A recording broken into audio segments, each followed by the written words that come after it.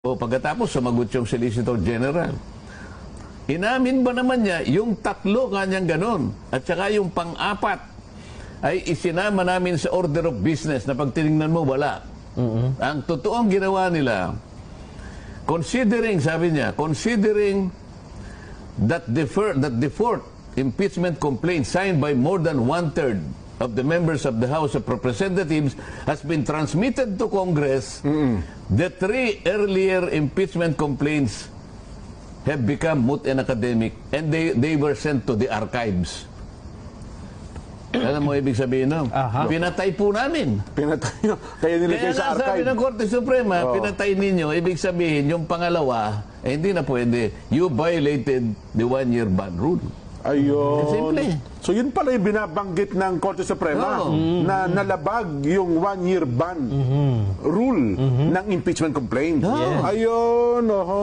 Kasi kung yun ay nirepair ninyo sa Committee on Justice, may tumuloy na sana eh. Walang tumuloy na proceedings kasi walang ni-repair. Walang ni-repair sa Committee on Justice. Yun ang pinaka-ultimate na destination ng lahat ng impeachment complaints. Umabot lamang dun sa order of business eh. Pagkatapos in archives, nasaan ang pumunta sa Committee on Justice? Wala, kahit isa. Yun pala yun. Wala. Unconstitutional. Bakit? Opo. Yung dalawang requirements doon, yung i-include mo sa order of business, nakasulat sa Constitution. Pagkatapos, in 3 session days thereafter, sabi niya, kapag lumabas nga sa order of business, i-repair mo naman sa Committee on Justice. Hindi nangyari yun. Yung 4, hindi dumating sa Committee on Justice. Wala sa rules yun eh. Bakit dinala mo sa archives, hindi doon sa Committee on Justice? Kaya pala unanimous yung desisyon ng Supreme Court. Mukhang hindi nahirapan. Mukhang walang pumanig ni isa man. Ni wala pang dissenting opinion. Hindi, pagka unanimous, ibig sabihin Unanimous eh. Talagang, ganun pala. Wala. Ganun ka grabe. Bakit sinabi na walang due process din? Kanina, nabanggit niya.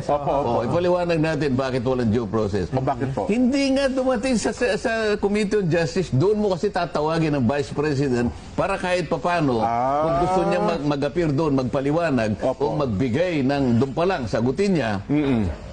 Walang nangyari. Wala rin kasing gano'n, no? Ni isang pagdinig ata sa Committee on Justice, wala pong nangyari. Wala eh. Diniretso agad eh. Marami silang itinago doon sa kanilang tuntunin.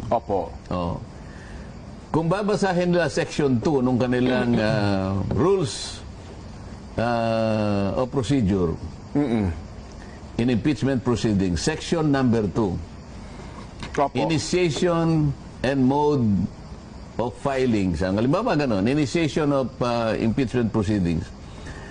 Dalawang bagay lang, ipa-file mo and then referral to the Committee on Justice. Dalawa ang stages yan. I-file mo and then refer to the Committee on Justice. Lahat. Walang exempted doon. Kahit na ito'y galing sa private individual, galing sa member ng Congress, o kaya pinirmahan ng 1/3 o higit pa. Lahat ng ito nakalagay sa Section 2, i-repair mo sa Committee on Justice. Committee on Justice, ayun. Yung fourth complaint, dumating, hindi, tinransmit ka niyan. Dinalagin sa Senado yun. Yun ang kanilang pag-aakala na kapag ka 1/3, ita-transmit mo. Samantalang kung basahin niya uli doon, ang sinabi lang, pagka 1/3 o higit pa, yung pagta-transmit doon, gayahin mo kanya yung approval ng isang bill. Yun lang naman ang sinasabi, yung kung paano mo itatransmit. Pero walang sinasabi na hindi mo muna i-repair sa Committee on Justice. Ayun pala. Ngayon ko naunawaan, Nelson, dyan. Kaya pala pinagmisa yan. Patay na. Kaya ngayon ko lang na-realize. Hindi pa sinasabi na natin yun eh. Nakita ko na yun eh. Nagmisa sila. Sapagkat ibinaon na nila. Patay eh. Pangganito. Ito pa yung isang maliwanag.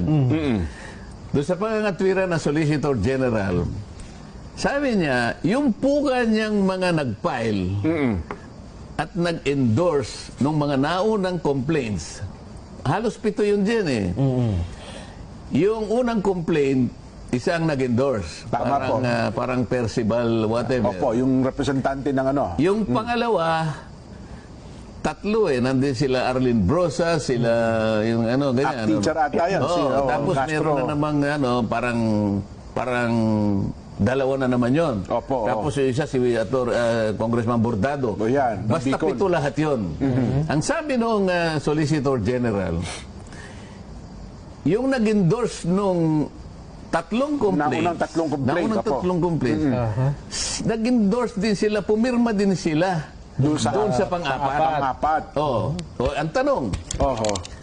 so bago nyo tinransmit sa Senate noong February 5, 2025, Opo. itong 7 na nag-endorse nung unang complaint, tatlo, okay. na nag-endorse din ng pangalawa, ibig sabihin, 2 complaints ang in-endorse. Tama o hindi? Hindi tama po. Technically, Hindi dalawa talaga yun. violation talaga. Dahil isa lang talaga eh. Ang dapat. Isa lang talaga isang ano. So, nagpasilo sila sa sarili nilang ano eh. Inamin ng Solicitor General. Ito po kanya, pinakita pa yung ano, yung pirma dun sa Opo. Yung mga pinirmahan po nila, yes. yung signature page nung pang-apat. Oho. Ayan po kanya. Ayan po kanya. Ginawang exhibit pa eh. Oho. O, di ibig sabihin, kung ako ang Korte Suprema, di malinaw yun. In-endorse mo rito, Yung una. nag-endorse ka nito. Oo. Di kayong 7 kanya na endorser, bago pa dumating sa Senate, kasi Oo. pinirman eh. Opo. Maliwanag na kayo. Dalawang beses nag-endorse kayo ng ano, impeachment complaint. Paano kayo mag-endorse ng dalawang within 1 year? Hindi pwede. Sayang ano. Ang alam ko, sa hearing yung sa Senado dapat ibubulgar itong mga ito, no? Oo, pero nandyan eh. Nandiyan na. Desisyon na eh. Desisyon na ng Supreme Court. Ang totoo niyan, Opo. bago sana mapunta dyan, yung mainit na usapin, paano mo itatawid, di ba? Isa pa yun. Isa pa pong issue yun, no? Oo, From 19 Congress to 20th Congress. Talaga yun. At nakahanda naman tayo, kahit saan mo isakay. Oho. Anong ginamit mo? Submarine, halimbawa? Aeroplano? Hindi na makita. Kasi lalim na ng bangka? dagat, eh. Oh. Ha? O nilangoy mo? Baka boring machine po ginamit. Dinahin sa ilalim ng lupa, eh. Kaya nga. Boring Oo, machine na. Pero matutuntun natin. Ha? Basta sabihin mo. Sabihin mo lang kung paano mo itinawid. Oo. Oh. May statement na po rito ang Senate Court. Ayan, sige, Senate. Alam ko, Impeachment Court. Ito na mga, unahin ko na muna House of Representatives. Kasi sila yung ano eh. Sila Ay, ito, reaction ng House sige, of Representatives. sige. Sige, yan mo na. House of Representatives, sa pamamagitan po ni Attorney Princess Abante, the House of Representatives has yet to officially receive a copy of the Supreme Court's decision. We will review it with utmost respect once furnished. That said, we undergo the following. We respect the Supreme Court, but our constitutional duty to uphold truth and accountability does not end here. Ang desisyon ng Korte Suprema ay igagalang, ngunit kailanman ay hindi ito magiging dahilan upang kami ay tumigil sa pagtupad ng aming tungkulin. The impeachment process is not just a legal mechanism, it is a vital democratic safeguard under Article 11, Section 3 of the Constitution. The exclusive power to initiate impeachment rests solely with the House of Representatives. This was firmly established in Francisco B. House of Representatives 2003 and has a long stood and settled doctrine to allow judicial interference. Yan.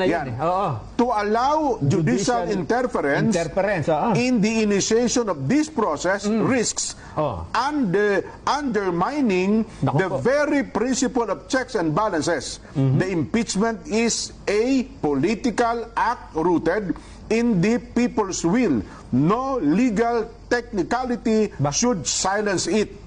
This is not about one person. Hindi lang ito laban sa isang opisyal. Ito ay laban para sa karapatan ng taong bayan na manhil ng pananagutan sa gobyerno. The House will exhaust all remedies to protect the independence of Congress and preserve the sanctity of our constitutional role. This is not defiance. This is constitutional fidelity. Ayun, ang kabuuan po ng pahayag. Naintindihan mo yung sinabi niya? Nahihinuha ko po kahit paano. Ano nga? Ano ibig sabihin? Well, gagawin ng lahat. Huwag nyo kami pakikialam. Gagawin namin ng lahat ng kaparaanan. Kami may trabaho ng impeachment. Ang sinasabi niya, hindi pa niya natanggap, di ba? Hindi pa. Kung ako sa kanila, huwag niyo nang tanggapin. Di ba dapat nilang tanggapin? Tanggapin nila yung Hindi katotohanan. nga. Ibig sabihin, Opo. hindi pa nila tinanggap, di ba? Opo. Ang ibig sabihin, okay, kunin mo ng dahan-dahan at huwag mo na ipakita sa iba. Ganun ba? Pagkatapos, pansarili mo na lang. Huwag ka na magsalita kung ano yung pinagsasabi. Yung nga, Ayan. yung judicial interference daw yan. O sa Senado naman. Eto naman, nasa Senado. Nako, magugulat ka rito. Ito po ay inilabas ng Senado as impeachment court. Kasi meron silang tagapagsalita, di ba? Si Atty. Tonggol. Oo, si Yan. Attorney Reggie Tonggol. Siya ang nag-release ng statement na ito. We acknowledge the Supreme Court's decision declaring the articles of impeachment against Vice President Sara Duterte as unconstitutional. The Senate, sitting as an impeachment court, has always acted in deference to the constitutional and rule of law. As a co-equal branch of government, we are duty-bound to respect the finality of rulings issued by the High Court.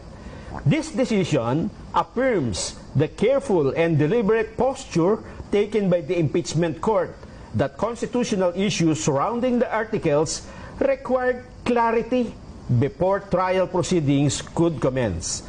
The court's ruling validates the prudence and restraint exercised by the Senate majority in recognizing those legal uncertainties from the outset. We now await the formal transmittal of the Supreme Court's decision and any related guidance that may affect the impeachment court's jurisdiction moving forward. The Senate remains committed to upholding constitutional order, ensuring due process, and protecting the integrity of our democratic institution. Attorney Reggie Tonggol, spokesperson, Senate Impeachment Court. Ito may pagkakaiba ng dalawang sagot ng dalawang kapulungan ng Kongreso. Oho. Ang Senado malinaw. Tinatanggap po namin at nagpapasakop kami sa inyong pagdidesisyon. Ganun lang kasimple. Opo. Sa yung isa. Huwag nyo kami. Pakialam. Didiskarte pa kami sapagkat yan ay trabaho namin. Oho.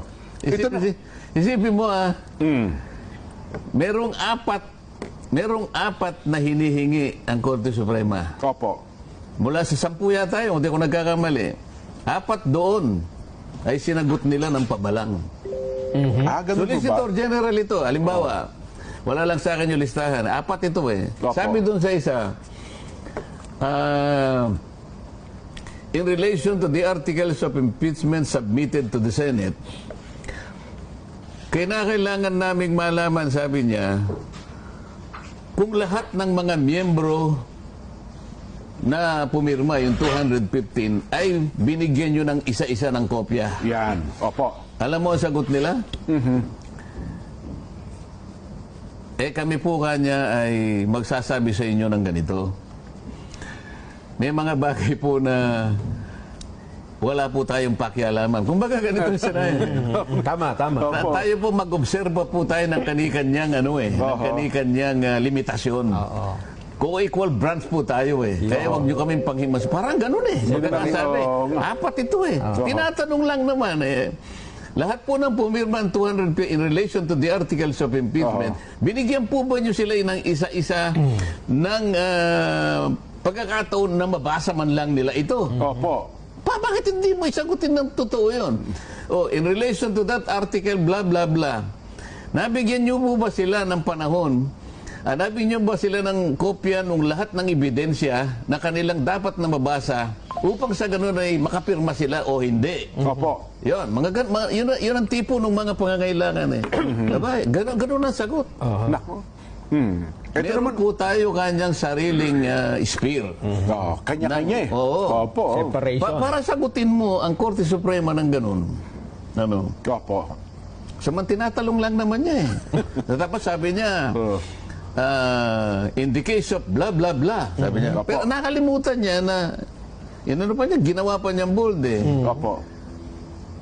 Kung yan naman kanya hindi nakakita ng kaduda-duda ang Korte Suprema, kaduda-duda nga kaya nga hinihingi niya sa inyo ito Hindi, kasi nakakita siya nakakampi sa katauhan ng isang associate justice, retired Sabi, pumirma na nga tatanungin niya pa kung nabasa o hindi. Di ba? Parang ganun na lang style hilaw nga. Nakita ko yung hilaw nga. Paano ang gagawin?